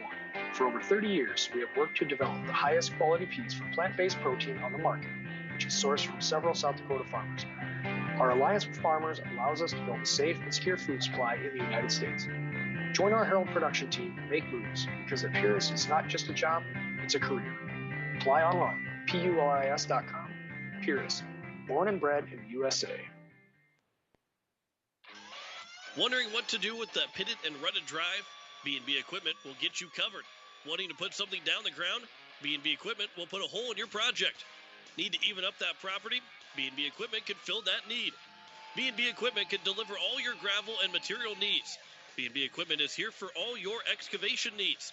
Contact B&B Equipment, 224-6727, a contractor here for you. That's B&B Equipment, 224-6727. As we welcome you back here to Aberdeen at Swisher Field, John Wickler alongside Chris Derry as we are at halftime, a 4-0 lead for the Aberdeen Central Golden Eagles. And Chris, a game that's right now has gotten away from Pierre. Now, there's still 40 minutes left to go, and this is a team that has scored a lot of goals. They're averaging 5 goals a game. So to say this game is over that's not true. Pierre still has plenty of time. The sense of urgency is going to pick up a little bit more in the second half. However, as Aberdeen has dominated this ball game in the first half. Yeah, they have, and it starts with one goal. And to be truthful as a coach, my halftime speech to the boys is pretty simple. Hey, look, we can't change anything about the first half, but we can fix a few things. And the number one thing we need to fix, hey, let's work for each other. Don't trust each other, do each other's, that we're going to do our jobs, and help each other out, communicate. Those simple things right there will solve half of the problems that the boys are having out there in that first half. The second one is score a goal. Once you score a goal, then go score another goal. As a coach, I'm not talking about a 4-0 deficit. I'm talking about we're going to score a goal. Once we score that first goal, look, let's score a second goal. And then just take it one by one. You're not going to get 4 at once. Right. It's one at a time. Just do the work. And the work right now starts with the communication, the working hard for each other, the teamwork, the work off the ball. And the communication is the key to all of that. And you mentioned it too. You get that first goal, things are much different once you get that first goal. No matter if it's a 2-0 game, you make it 2-1, or a 4-0 game, you make it 4-1. You get that first goal, everything else starts to change. Obviously, you can't just assume that everything else will change completely, but things change once you get that first one. It does, and it starts with one. You get one goal. It's amazing how the confidence comes into you a little bit. You feel a little bit better. You feel a little bit more confident, and and that's all you need. You need that first goal, and the first goal is not going to come just because hey, Aberdeen's going to stop and give us a goal. They're not going to give us anything. They want to put more goals in. They're going to keep playing hard. As a coach, we're playing towards the end of the season. We're playing for the playoffs, right? So I'm sitting here saying, okay, let's find out what kind of guts we got. Dig down deep in them guts and find out what you got in there, and show what's in there. Show what you're feeling. Don't talk about it.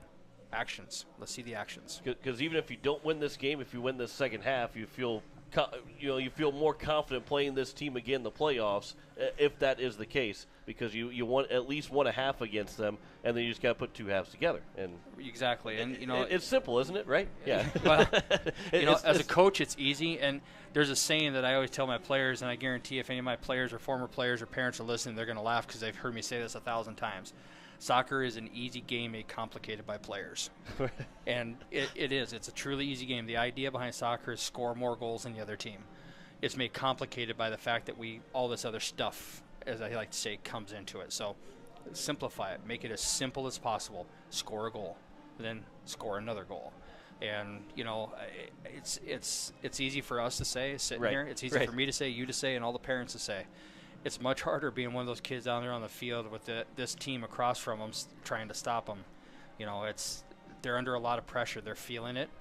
And as a coach, that's where the coach has got to step in and say, hey, guys, just take a breath. It's done. It's over with. Now let's win this half. The Aberdeen Central Golden Eagles had goals from Jelani Peters to open things up. That came about 9 minutes into the first half. Devin Duder scored the next 2 with 24 and 15 minutes left to go in the first half. And then it was Marcos Ramos Garcia to score the final goal to make it 4-0 as the Governors are trailing 4-0 here going into the second half. We'll step aside for 3 minutes, come back with the second half. You're listening to Pierre Governor Soccer here on KCCR and on YouTube at KCCR Sports. Innovation, It's right here. Avera St. Mary's Hospital keeps care local for you and your family, offering comprehensive care that has earned 4 out of 5 stars by the Centers for Medicare and Medicaid Services in hospital performance and safety. Avera St. Mary's world-class care is further supported by advanced technology, 2-way video e-consults, 3D mammography, and a state-of-the-art birthing center, so you and your family don't have to go anywhere else, because innovation lives right here in Pierre. Learn more at avera.org/news. The Labor Day sale at Slumberland Furniture is going on. Slumberland has their Labor Day sale all stocked up with specials on furniture throughout the store and with savings of up to 25% off Slumberland's low price. Slumberland carries your favorites, plus they have unique items in stock that are sure to complement your home. And in the bedding department, be sure to check out all the quality brands they stock with specials that'll make you sleep easier. The Labor Day sale at Slumberland Furniture. Slumberland Furniture on the truck bypass in Pierre and slumberland.com. Most of us already know that Gales Gas of Pierre is the place to call for propane. They offer an automatic fill plan so you never have to worry about running out of propane. They accept debit and credit payments or a budget payment plan to spread out the cost throughout the year so you never have surprises when you get your bill. For delivery, convenience, and great customer service, call Gales Gas at 224-5518. That's Gales Gas at 224-5518. No one likes to have electrical problems, but when they happen, call Todd's Electric at 223-2518. With over 28 years of experience, Todd's Electric can handle any type of electrical problem, whether it's residential, commercial, or agricultural. Their knowledgeable staff knows and understands the importance of your home, business, or ag facility and are prepared to help. Call Todd's Electric at 223-2518. That's 223-2518. Todd's Electric, serving the Pierre and Fort Pierre areas. The line to power. The Clubhouse Hotel and Suites has Midwestern charm and unprecedented attention to detail that provides the perfect getaway. The Clubhouse Hotel and Suites provides a complimentary deluxe continental breakfast featuring hot waffles, biscuits, and gravy. They also have an indoor children's water playland, whirlpool, and fitness center, and a beautiful backyard patio with seasonal fire pits. Everyone deserves a night away. Call 605-494-2582 to make your reservation today. The Clubhouse Hotel and Suites. Experience luxury in the heart of South Dakota. At Oahe Federal Credit Union, their recreation loan special is back and better than ever with rates as low as 2.55% APR. 90 days, no payments, and terms up to 15 years.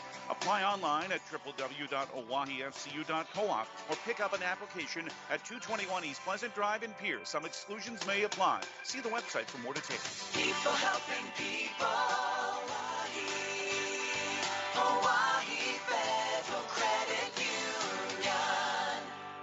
As we welcome you back here, we are set for the second half. Aberdeen Central will now go from left to right as they get the first possession of the second half. I had to think about that with my directions there for a second.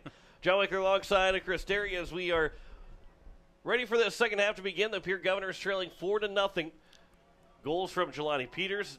Denon Duder has 2, and Ramos Garcia has the other to lead the 4-0 charge for Aberdeen Central through the first half. As we welcome you into to Swisher Field for the start of the second half, as Aberdeen Central trying to get things moving quickly.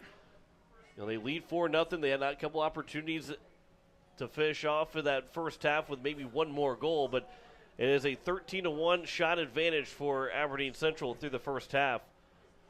And that's the first half is done, like we said. Now let's get our advantage up and put some shots on frame, and like in Sturgis, accurate shots. Yeah, you're exactly right. Their Governors were very accurate with the ball, nearly shooting, by the time the game was over, shot barely under 50% as a team with 7 goals. Actually, they shot more than 50%. They had 7 goals on 13 shots. That's how good they were with their chances back on Thursday. So here's Aberdeen Central after the goal kick from Carson Aharts back towards midfield. Takes a couple of high bounces. We didn't see that this past Thursday with any kind of hops or rolls. No, that field was a sponge. Anything they hit, it just stuck to it. So we're seeing this ball move a little bit more, which is at least allow the pace to be a little bit better offensively, or just the better pace in general for these two games, because the ball movement on Thursday just really slowed everything down. And this ball has been moving a lot faster on this turf field here at Swisher Field. And there's a mistake that you didn't see in the first half. So maybe we have a little bit of overconfidence here. We'll see as this game goes on. That one had will to have been off. Roll in. It was an offside. The shot was missed, but it will be offside anyway on the Aberdeen Central Golden Eagles. Yeah, you called it right away. That there was no chance that was going to be onside for Aberdeen Central. Yeah, and it's hard as a coach. It's obvious Coach Manriquez wants to play a little bit of a higher line here, which with the defense that you have, is that a good idea or not? You don't know, but that's what he wants to do. So if you're going to play a high line like that, you're depending on those referees to make those calls for you, because if they don't, you're going to see guys running in free all the time. So thankfully the referee on this side there, his name's Blair, I can't remember his last name, but thankfully Blair made that call. Here's Aberdeen Central here from the near side. That's headed towards the top of the box, and it will float over, and it will be a goal kick. Aharts is able to get the hand all the way at the top of the crossbar to make sure that ball was not going to go in, and it skimmed over the crossbar for a goal kick. Yeah, and it was funny when we worked together, Carson and I, earlier this week. I had Carson stand in the middle of the goal and put his arms up, and you don't realize how tall and big Carson is. He can stand in the goal, and actually his forearms are what hits the crossbar for the goal. Wow, that makes things a lot easier when trying to stop a ball that's going to the top of the crossbar, and it makes you. I mean, you come out a little bit and try to defend, makes you look even bigger than what you are, and you're already big to begin with. Exactly, and that's an advantage that Carson has, and he's athletic, and that's you got to take advantage of what he can and can't do, and his athleticism. This is his first year playing goalie in 3 years, and he's done really good so far. And this game is not going to be what defines him for the year, but it'll be a great job for him to go back and watch the video from this game and learn from that first half. And he had a big shoes to fill, and he knew that going in, and he's known that probably since he's been a little brher to Cam Aharts. I'm thinking he got big shoes to fill probably his whole life with his big brother, so I'm sure his parents and him get a kick out of that. But he's done a very good job, too, and especially being in that same position. It's different if he's playing out in the field and not following in his brother's footsteps of being a goalie. But so that makes it tough, too, and he's done a really good job, especially in the first 4 games, now here in the 5th game, of being the Pierre Governor goalie. Yeah, he has. I mean, in this game's only going to help him to grow for the season. And honestly, that's what you want to see. You want to see him continue to grow and continue to get better, because really at the end of the day, these games are awesome, and we hope to get a home playoff game. But at the end of the day, we want to be playing our best soccer at the end of the season when we get to the playoffs. And all of this stuff that we're doing right now is only going to make us better if we take them as learning opportunities. As Aberdeen Central near the far sideline, Ershman will play it out towards midfield. LaRoche trying to have an opportunity, trying to play it forward. He and Casey Browers are up there for the Governors. Good effort by Jacoby out there. That's exactly what we need, is that kind of effort from him. We're up here in the press box, and we had one friendly little bee or wasp come flying in here, and he is no longer with us. No, he is not, and that is a great thing in my books. I will take that all day long. Chris Derry made sure that he was not going to hurt us up here, and I appreciate the work that you just did. I don't need a hospital visit from a sting today. That's for damn sure. Yes, so a 4-0 lead for Aberdeen Central, as it will be an opportunity on a free kick for the Golden Eagles. Here on the going to the near side, Isaac Haugen into the game for the Golden Eagles. They'll play it all the way back, and you look at the goalkeeper here, Camden Fouth for Aberdeen. There's a few times that he's touched the ball so far today. Yep, and the funny thing is, as a keeper, and Camden knows this as well as Carson and any other keepers played for some time. You may not see the ball a whole lot, but when it's coming your direction, you're expected to be like you've been in part of the game the whole time. So, he's got to be ready no matter when the ball comes to him. Duder will try and take the ball away. Good job by the Governors. Maybe they get a counter here going to the left side of your radio dial. There's a long shot that will go towards the net, and it will be grabbed by Fouth. No real opportunity for Pierre, but just trying to maybe get something. Maybe get a little bit of that, hey, we got that first shot of the second half. Let's see now if we can add to it and get something a little bit even more dangerous. Yep, and that's it. Like you said, it starts with one goal. It also has to start with a shot. So, is that let's hope that we can build on it. Let's get a few more of those now. As it's played back out towards the box on the Pierre Governor side, at the top of the box, nearly turned over, but to the far side, and skips underneath the foot of Cole Peterson and roll out for a throw now for Aberdeen Central. With 33 minutes to play here in this second half, so 7 minutes gone by. Governor's trailing 4-0. Aberdeen Central at 3-1, Pierre at 3-1. Near the midway, and this will be a game that will help seed points pretty much either way down the stretch, because one it'll help a lot to get a win, but both these teams haven't played a whole lot against teams over 500 right now, and obviously when you're 3-1 and only 5 games in, you're probably going to play teams that are at the 500 mark. But seed points right now, Pierre would be on the road if the season would have ended today, and we're a third of the way done, so there's still plenty of soccer left to be played. But Pierre's sitting at number 9 in the seed points, Aberdeen Central at number 5. Yep, and any points you can pick up, that's a good point to pick up. And we need all of them we can get. We haven't had a home playoff game in recent memory, so to get one this year would be kind of fun. It would be awesome for our program, and something for the younger kids who are watching these older kids, boys and girls, play. Something for them to watch at home and help build our program, not only with the high school but at the youth levels. So it will be knocked down. Brewers will leave it for Derry. And Ryland Derry will pass it back. A touch over for Flottmeyer. And now Flottmeyer, his pass, I think that either was blocked up by Duder or went off of Derry. And it'll roll all the way back down, and it's going to be taken by Fouth and unable to play it with the hand, so you get a quick little pass. This is the most that we've seen the goalkeeper being involved from Aberdeen Central here this afternoon. Yeah, and you can tell the strategy switch for Aberdeen. They're not pushing as hard as they did the first half. They're being a lot more patient, conserving energy, and looking for the moments. And that's a dangerous ball. Pass goes all the way back, but Carson Ahart's able to get back. Now, if this was the grass of Sturgis, it may even been a good pass back, but if it had been grass of Sturgis, it would have been an easy break for Aberdeen Central. Yes, it would have been.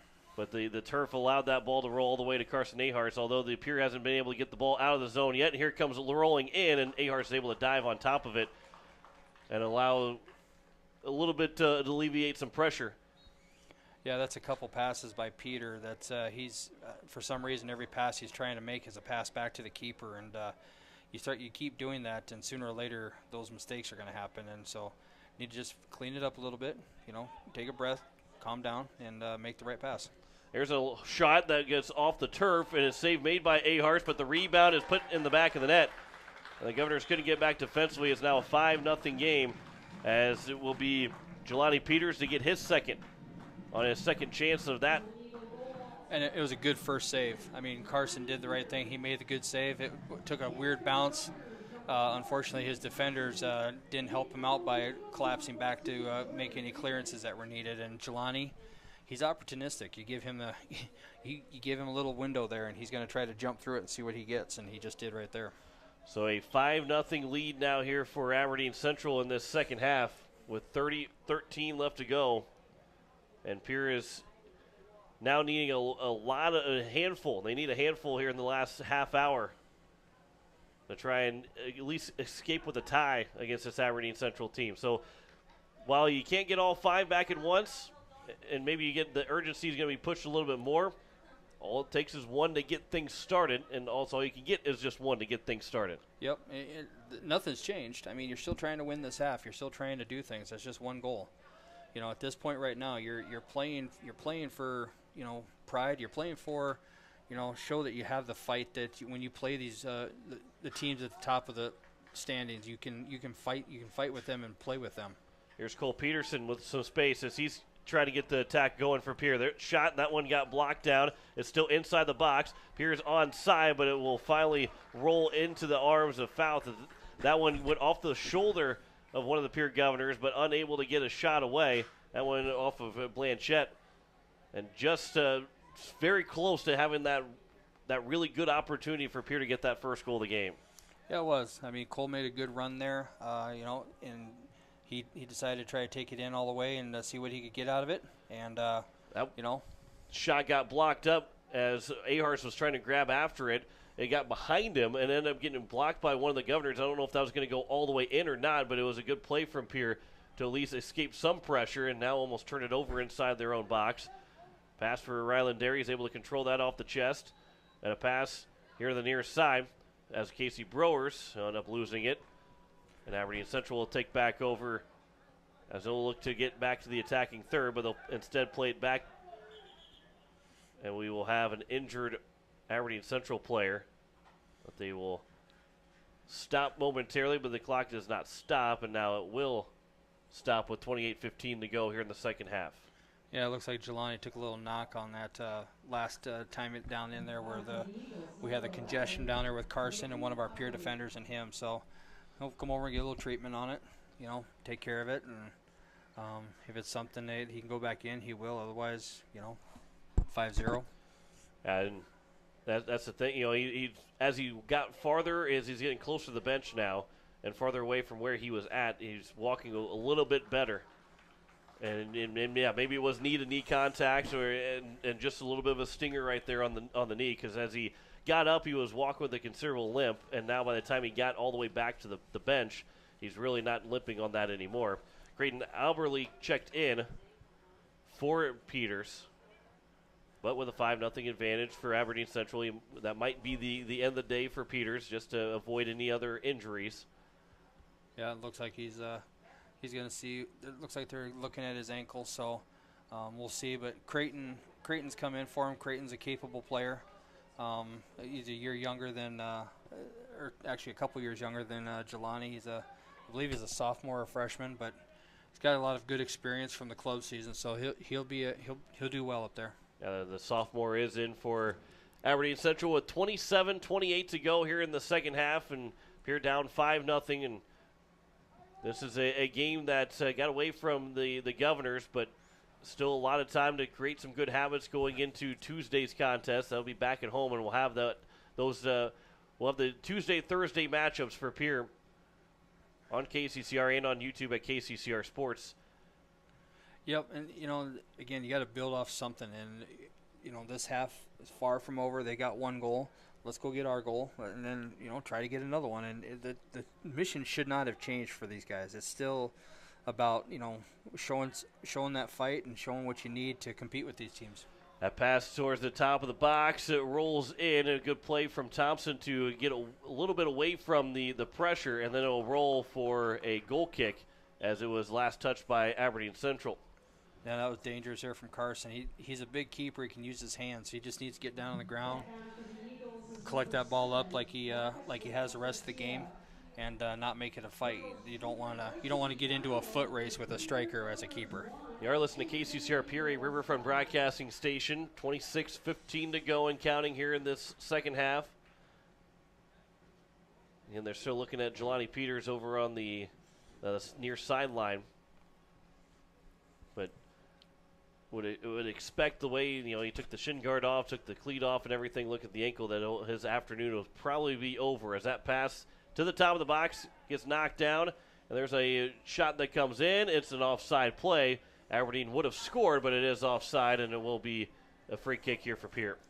And that's Pierre held the line, and Ramirez did what he's been doing. He's trying to time those runs, and if you hold your line, you can generally catch them off sides. It's when you feel like you need to run with them. And as a defender, it's hard to hold your line when you see that striker going through, because you naturally want to go defend him. So, great job on Jeremy and Caden's part to hold the line for him. On the far side. It looked like maybe it was a handball on Ryland Derry, but everybody had the hand up, but the referees didn't say it was a handball, and Derry almost tried to play it off like, yeah, it is, and then as Aberdeen got closer, he started to move a little bit quicker. And there's a through ball looking for Peterson. Peterson with a shot and just couldn't get it away as it was played from foul that it should. No, we'll go for a goal kick. Thought maybe it would be a corner for Pierre, but it went off of Peterson last. And that's the danger that Peterson has. No, they're giving him a corner kick. Okay, so they will overrule, and it will be a corner kick, and it will be the first here and an opportunity for this Pierre Governor team, their first corner of the afternoon. But the danger that Peterson has is the speed, and that through ball was perfect to try, almost perfect for him to score, but at least give the Governors an opportunity with their corner from the far side. Comes in off of Aberdeen Central, played back out, and another opportunity to try and cross it in. But no threat from the Governors as it's cleared away by Aberdeen Central. Yeah, and you don't want that ball to bounce. Take that ball straight out of the air and get it back forward with your head. As Ershman took a hit, he's a little slow to get up, but they allow play to continue. And it will go out for a throw. He ran into Sekou there, and running into Sekou, I promise you, is not enjoyable for anybody. I was going to say, and Ershman maybe got the wind knocked out of him, why he's a little bit slower to get up, and also, like you said, that's a big guy. Sekou is a strong man. Yeah, Sekou. I have the privilege of working with Sekou during the rest of the season, club season, and actually out here on the field, you got several teammates that play the rest of the year together, and I can tell you from personal experience, Sekou he's a brick house. When you run into him, you know you ran into something. So Fear on the near side, Aberdeen Central with possession. Getting around and still with it is Gabe Johnson. His cross comes in, was deflected and knocked away by the Governors. And now a couple of balls the ball's pinballing around, but still played for Aberdeen Central. His turf, it makes things move. That ball is moving a lot more than last Thursday. Here's a through ball chance for Ryland Derry. Great ball by Cole there. And Derry is into the box 1-on-2, waiting for Peterson to maybe potentially get back and unable to keep possession of it. And now the Governors will end up giving the ball back to Aberdeen Central. That was a great ball. Ryland gave a really great ball to Cole just a few minutes ago, and Cole just returned the favor there with a really great ball. And both those on this turf field, giving those through balls like that, that's an art. Because I can trust you, there's nothing slowing that ball down. So you really got to, as we like to say, you've got to put a good texture. You got to put the right texture on that ball to make it, roll the way you want it to, the speed, and not roll away from them. And both Cole and Ryland with great balls there. Bertram will check in now. Ershman will take his seats with 22 minutes to go here in the first half. Also, don't forget that we'll have the girls' game coming up after the boys' game concludes. Start is scheduled for around 2 o'clock, and we'll have it here on KCCR and on YouTube at KCCR Sports as we play here in the second half. A 5-0 lead for Aberdeen Central. Lone goal so far in the second half. Jelani Peters got it. He is on the bench, and looks like he does have the cleats back on, does Peters. Yeah, they got the ankle wrapped up, and he got dressed back up, so I'm guessing he's hoping to get back in there and see if he can add to the goal difference here. And that's the sign of a competitor. Of even with a 5-0 advantage, it'd be easy to say we'll wait for the next game. Here's a long shot and a save made by Carson Aharts. No rebound opportunity, so a good save from Aharts, who now has his 5th of the afternoon. And great job by Carson. Just knock the ball down in front of you and get control of it. Now let's find a good distribution. Well, the pass is intercepted by Jamison Palmer, but turned over, and now the Governors with possession. A pass for Derry, tapped back forward, looking for Peterson to have it. And a long run, Peterson comes sliding in, but it was played by Aberdeen Central first and is now on the near side and a race after it, along with Parker Gabe Johnson, and then out by Peter, and it will be a throw now for Aberdeen Central. Great work by Peter. He didn't give up on it and gave everything he had to run that ball down. Comes inside the box, a shot that goes wide. The ball was coming down to the ground where Aberdeen Central basically tried to redirect it in, and it went well wide, so it'll be a goal kick upcoming here for the Governors. Maybe Jeremy Knigge, he's a little slow to get up. Yeah, it looks like he tweaked something there. He's got a little limp to it, and hopefully he can continue. So 15-1 in shots. 15-2 in shots in favor of Aberdeen Central. That one will go wide again from the Golden Eagles. Another turnover off of a goal kick. Yeah, I just can't have that, and you can see the frustration starting to sit in with some of these boys, and they don't need to get frustrated. Just, hey, it is what it is. Keep working at it. Keep the right mind as you're going forward. So now here's Carson Aharts again with another goal kick. He got up to the ball and then will back up and play it back towards midfield, just over the top of Stephen Blanchette. And then rolled back by Aberdeen Central at midfield with 19:18 to go here in the second half. Pierre trailing 5-0. That one will go across. It was going to be offside. However, it was no threat for Aberdeen Central, so Carson Aharts grabs it up. He'll boot it all the way back across midfield. Spencer Taylor is also into the game here for the Pierre Governors. Ryland Derry trying to hound over to Trey Hedges. And they'll play it back to the far side for the Golden Eagles. Yeah, Ryland just trying to see if he can make a mistake by giving him some pressure. And the Aberdeen Hedges over here did a good job just keeping everything right. On the far side, still Aberdeen Central with possession, as they'll look to get to the attacking third. And on the far side, an opportunity maybe to cross it in the box. Out to the corner, still with it is Aberdeen. That pass for Gabo Solis. They'll pass it back, still at the edge of the attacking third, trying to work it in from left to right. And Central, not in any hurry, will play it back. And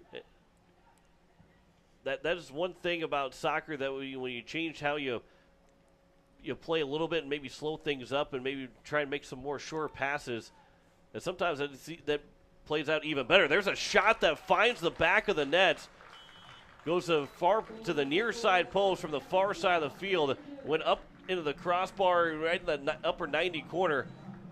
And that right there, that's the example. Like I said, you give Denon, those guys, their shots are going to take them, and you just can't let them run free. You got to make sure you mark up tight on them. You got to make sure you're keeping your marks no matter where they're at. So now a 6-0 advantage for Aberdeen Central and a hat trick for Denon Duder. And I'm sitting here trying to talk about maybe how they were slowing things up a little bit, but Duder's shot went so fast I barely saw that go off of his foot into the back of the net. Yeah, and Denon's been he's been cracking shots from everywhere he gets an opportunity to the entire game. So, you just got to understand that. And again, goes back to the whole thing of making sure you're just doing your job, working hard when you are needed to. Yeah, 17 minutes now to play. They've restarted the clock right after the goal was scored with a 6-0 advantage. So we'll have that clock run down maybe a little bit quicker than normal, as another chance, another shot, and another goal scored from Aberdeen Central. They scored two quick ones to make it now 7-0 with 16:43 to go. And this one's Parker Helwig that will score. And a touchdown and extra point for Aberdeen Central here. Make it 7-0 over this Pierre Governor team. And this is the second half, Chris. They just got away from the Pierre Governors, and you hate to see how this ends up for the Governors, but one that they're high school kids and they're competitors. When you get to the point of this game, that it is hard to just not let the emotions take over a little bit. It is, and you can see it in their body language, their shoulders, their heads. You can see all that stuff, and as a coach, there's a lot of these. There's not very many of these games you hope to be a coach in on the receiving end of it, but when you are, you got to understand how to use it as a training tool going forward. And I hope the boys will have the film to watch it. They can break everything down and see how things where things went wrong, and hopefully learn from it. And we still have some very tough games coming forward that we need to make sure we're solid on. There's a foul that will be committed by, I think they're going to call it an Aberdeen Central. And so it'll be a free kick here for Pierre. Otherwise, it would have been just on the edge of the box. Yeah, he called it on, he tried to gain advantage on Devin and put his hand on him. And, I think they call it the swim move in football. And he tried to pull Devin back to get an advantage on it and got caught for it. So on the free kick, it'll be played all the way down across midfield. And they'll play it back to the goalkeeper here for Aberdeen Central with under 15 to play here in the second half. A 7-0 lead for Aberdeen Central. The boys team will fall to 3-2. Aberdeen Central improves to 4-1. And we'll have the girls game upcoming. Girls are not allowing a goal yet so far this season at 4-0. This one will be played all the way in. It's an onside play. And the cross that will go off the, well, that was been a really, if this indoor soccer, that would have been a really good pass off the wall. Went off the goalpost of the football field. And it came right back in front of the net. Yeah, it did. That was a great bank shot if you're looking for a bank shot. But right.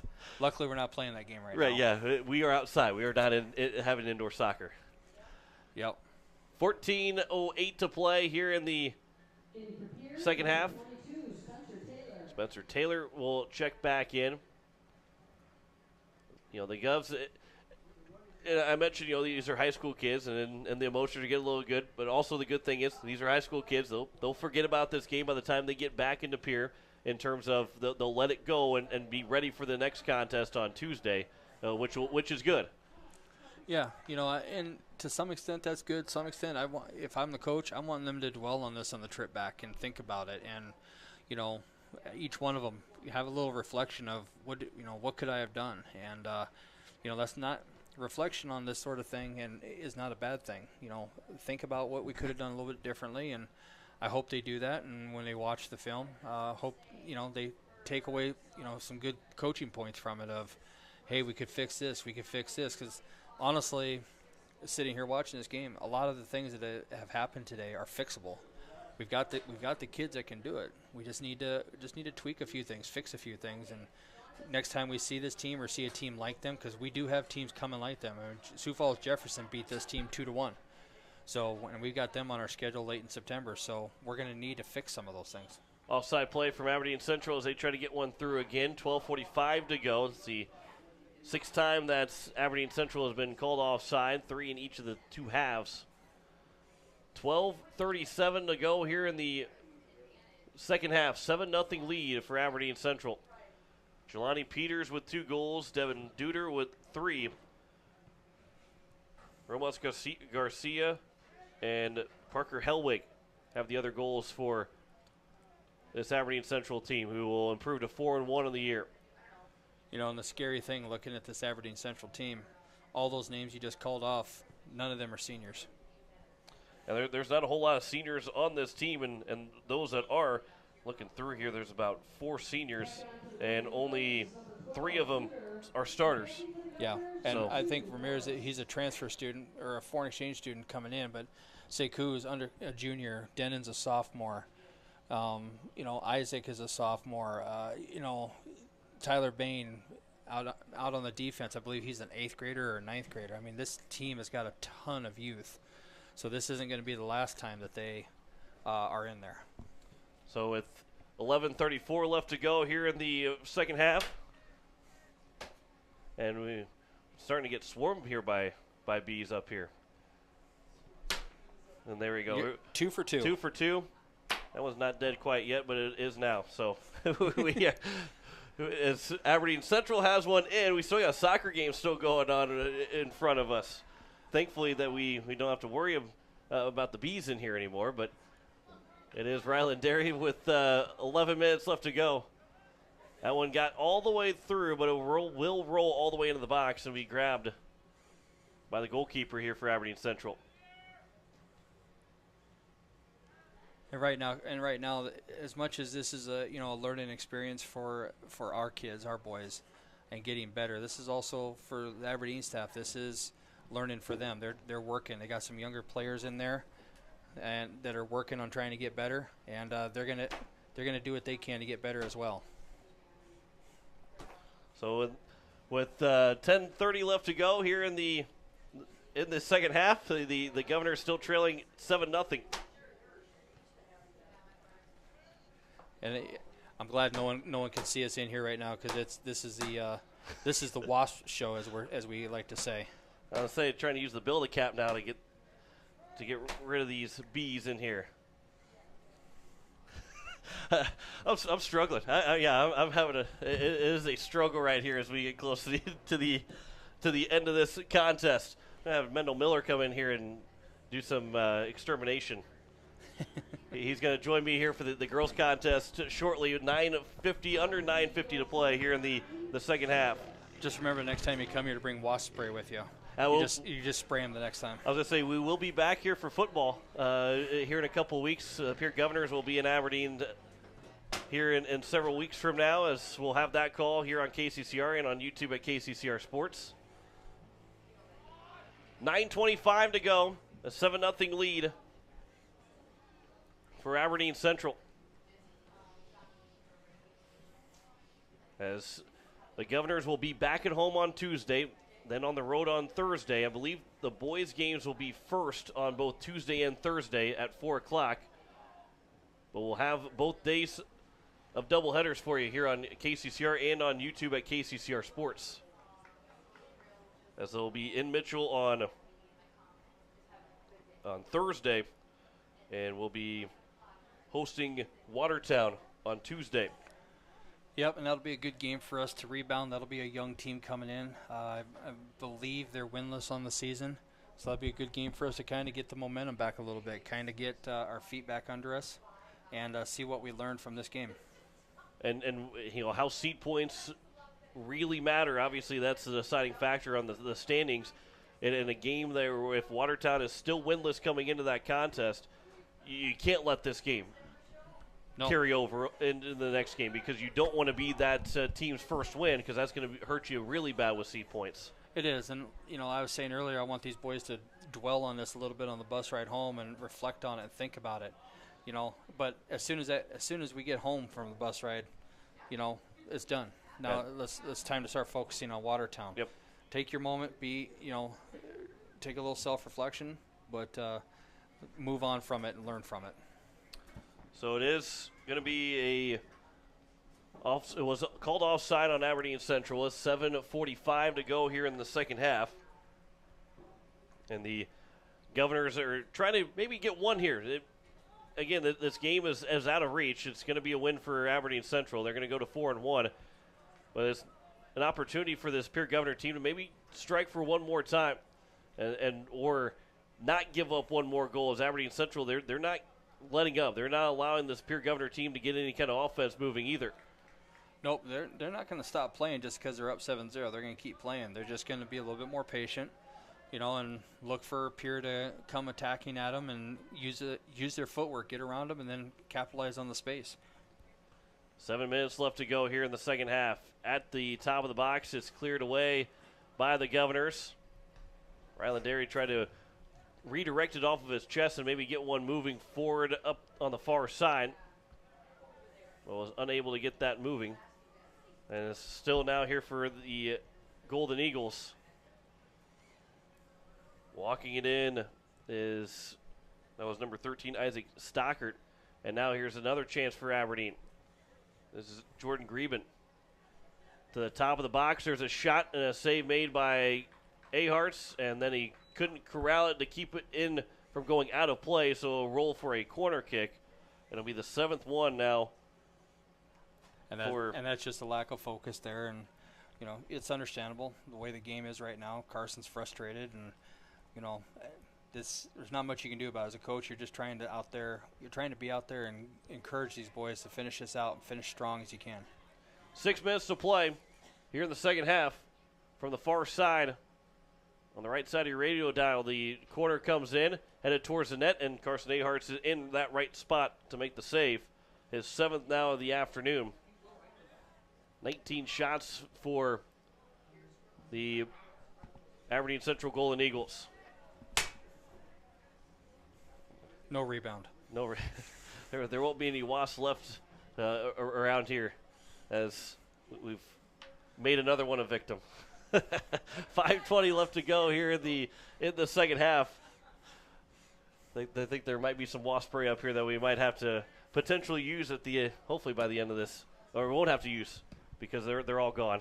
There's a great ball by Casey Browers to Cole. And Peterson trying to get in, unable to, and it will be grabbed by Fouth, the goalkeeper. Yeah, one of the better chances here for Pierre late in this second half. Just unable to get the offense moving here this afternoon. Yeah, it was a good.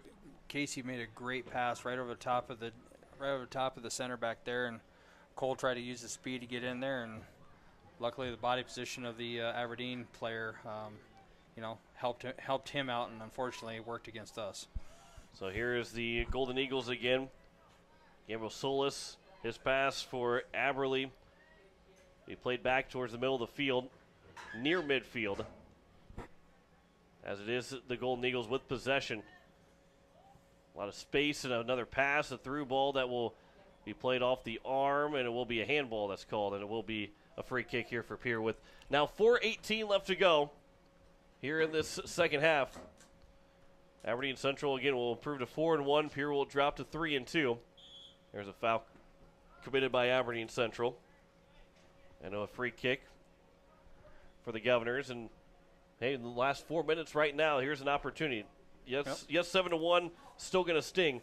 But getting that last goal of this game, maybe get that confidence moving here a little bit. And we'll see what the Governors can do with Devin Flatmeyer. That maybe will be taking this free kick. He will take the free kick. He'll lob it to the top of the box. Headed up in the air, still going Browers with an opportunity. But it will roll all the way to the sideline, and it's going to be grabbed by Fouth. He was able to tap it in front of him to keep it from going out of play. Camden's an athletic he's not little. Yeah. Athletic young man, and he made that look pretty easy. And the sophomore goalkeeper, he's going to be around for a couple more years for Aberdeen Central. 3:15 left to go here in the second half.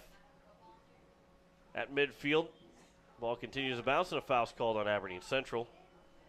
Don't let him set up now. Get the ball back to him and get it into play. And they will roll it back to midfield, and here's a long through ball, maybe in for Derry, trying to head it. And don't know if there was going to be offside or not. The referee didn't put the flag up at all. It's going to be a throw here for Pierce, so looked like maybe Derry was onside. As now Browers goes across, headed by Peterson. And now Peterson trying to get a shot away. That got directed off of one of the Central players, so we'll go for a corner. And the second corner here for Pierre. And now, again, 2.5 left. Let's see if Pierre can get that one goal in this contest. Peterson will get it in. I was kept calling him Peters, but it's Peterson. Cole Peterson had the opportunity of the goal kick, or the corner kick, but it was cleared away. One goes off the referee, and they will stop play.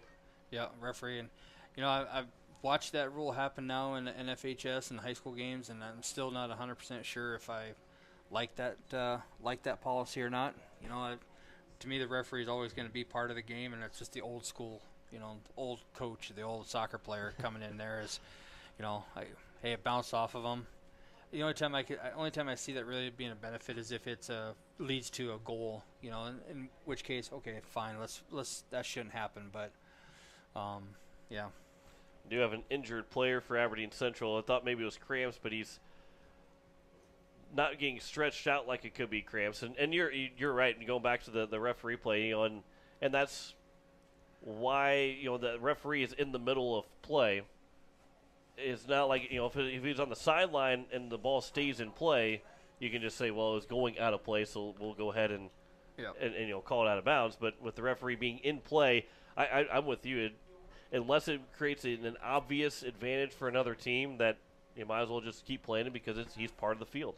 Right, and again, that's part of the new modern era of soccer. And let's be honest, in my wildest dreams 10 years ago, I never would have thought I would have saw what is now being used in VAR for soccer. So I mean, it's constantly changing, and if that's the way the direction we're going, then we adapt to it and move on. Yeah. Do you like VAR? Do you like the use of it? To be honest, there's situations where I think VAR is real helpful. I think in a scuff in the middle of a field, it helps the referee to see things that he may have missed. Goal scoring, I don't know. I like both conversations. Soccer's an imperfect game. Why try to perfect it? But I also see, hey, we scored a goal. We should be giving credit for that. So you see both ways on it. And I will, I'll go with you. I see both ways, and I think what we see, especially with VAR and other sports with video review, it's the reasoning behind it was to correct obvious mistakes and not go all the way down to, well, the ball was about an inch away from being off the goal line, so it's not a goal quite yet. And you get all the way down, you're splitting hairs to try and make a call. And I get it, you want to try and test it as quick as, as far as you can, but was the idea of video review in anything, in any sport, is to correct those obvious missed calls. Yep. But we've gotten down to the day of being able to split one hair and 1 centimeter away from making a good call or not a good call. Yep. And there'll be a throw here for Pierre, and of course then the referees, and they end up getting a little under more scrutiny. Like, well, how didn't you see that? I'm like, well, it was by an inch. Yeah. How am I going to see that from where I'm at? And you make the call based on what you see, and seeing an inch apart is sometimes not good. Here's an opportunity if the ball rolled with the turf a little bit more than, and obvious a lot more than what it did with what we saw in Sturgis. But another opportunity for Pierre Caden Thompson at that long run, and the ball just a little bit too much to it. Yep. Otherwise, Pierre had an opportunity. Yeah, they did. And, a good idea. And, again, can we grow off of this? There's been some good ideas. Can we do more of them? Can we control the ball a little bit more? So, lots of things to learn from this game. And it's going to suck losing 7-0. It does. As a dad and I understand it because my kid's out there playing. And as a coach, it would bother the heck out of me. But you got to take advantage of what you can for a good learning, the tools to help you learn. One last chance as the buzzer fires. That one went high and over the nets. And the Pierre Governors will fall 7-0 to the Aberdeen Central Golden Eagles here in the boys' game. We'll have the girls' game upcoming. But we will step aside for 3 minutes, come back to wrap this one up. You're listening to Pierre Governor Soccer here on KCCR and on YouTube at KCCR Sports.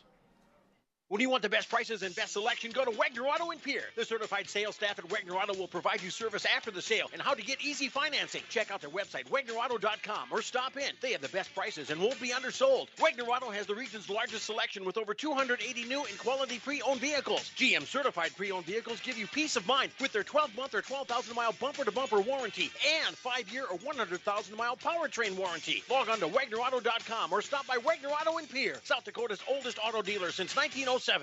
Are you building a new home or remodeling the old? Adding a fireplace can make a house a home. Olson Plumbing in Pierre carries a full line of Heat-A-Later fireplaces. Whether your taste is traditional or contemporary, Olson Plumbing has a great selection of Heat-A-Later fireplaces that will fit any style. Whether you're building new or updating, call Olson Plumbing. Heat-A-Later Fireplaces, the first name in fireplaces. Olson Plumbing in Pierre is your source for the industry's largest selection of indoor-outdoor fireplaces, either gas or wood, and outdoor fire pits. Stop by their showroom at 2803 East Wells or give them a call, 224-6436. When you're in the need for high-quality replacement auto parts, look no further than Zander Auto Parts and Machine Shop in Pierre. Zander's has been servicing the Pierre area for over 40 years. Their professional parts techs can get you the part you need and get you back on the road. Stop by Zander Auto Parts and Machine Shop at 500 West Sioux in Pierre or call 224-9221. Zander's, your source for domestic and foreign auto parts and accessories. Go Govs!